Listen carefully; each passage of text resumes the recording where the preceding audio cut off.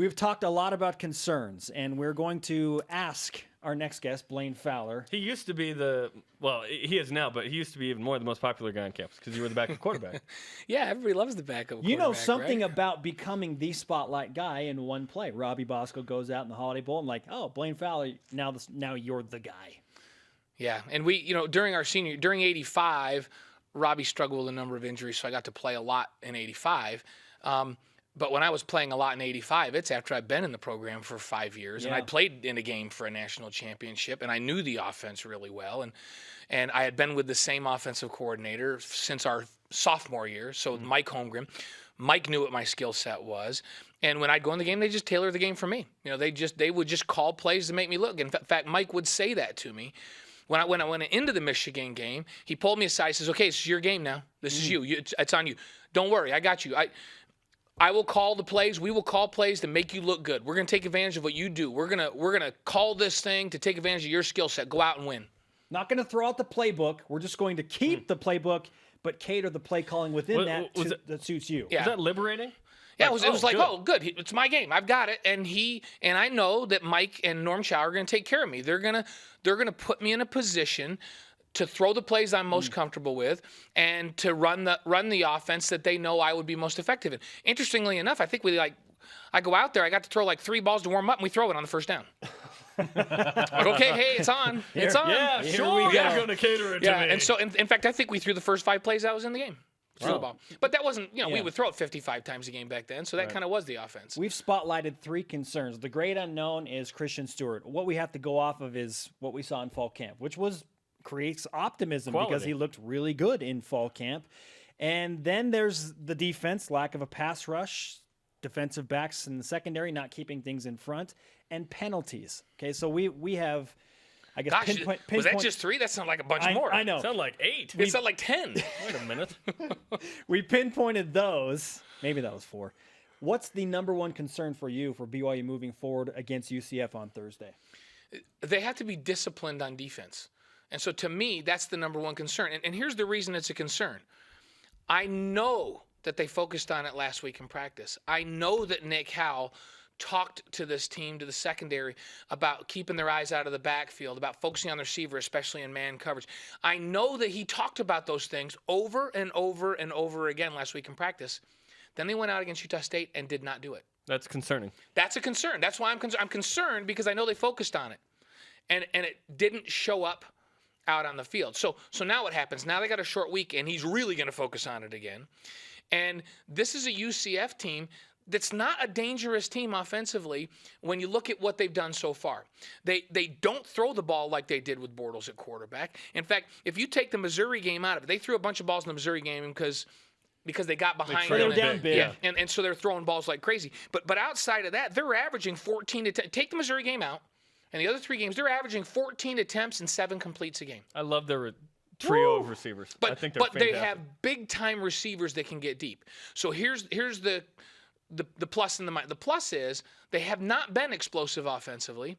And so if BYU can be smart enough to do what Nick Howell's asking them to do and keep their eyes out of the backfield on the receivers and keep everything in front and force Central Florida to drive the football, and if they do score, it's got to be 12, 13, 14 plays. I don't think Central Florida is capable of doing it. If they give up 60-yard bombs over the top, they're going to be in a ball game. And so to me, that's the number one concern, the number one focus is keep things in front. They have big-time receivers that can get over the top. BYU's got plenty of speed to stay on top of them if they fundamentally keep their eyes where they're supposed to be. I've had so many people come up to me this week and say, well, that's BYU. They just don't have corners that can run. No, baloney. They do too. BYU's corners have every bit as much speed as any corners in the Pac-12. Kidding me? Rob Daniel and Michael Davis and Jordan Johnson? These guys can run. This is not an issue of not being fast enough to play. This is eyes in the backfield. This is looking in the wrong place and making coverage errors because of that. And so it's a discipline thing. The good news is that's fixable, right? Now, they didn't fix it last week. I think that Nick Howell has their attention this week.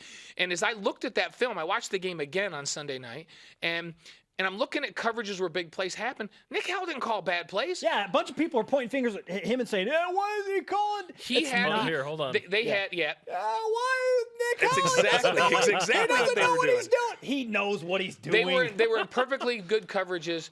I watched a play where BYU rushes 3 and drops 8. Utah State has max protection, so they keep 7 in to block on the play. So, of course, you're not going to get a pass rush when you're rushing 3 and they have 7. But what you expect is with 8 in coverage, you're going to cover the 2 receivers that Utah State has out. And because of missed assignments, there's a guy running wide open for a 25-yard gain. You can't give up a 25-yard gain when you have 8 guys in coverage against 2. And so that wasn't an error in play call. Nick Howell had a perfectly good play called. He should have had no one to throw to.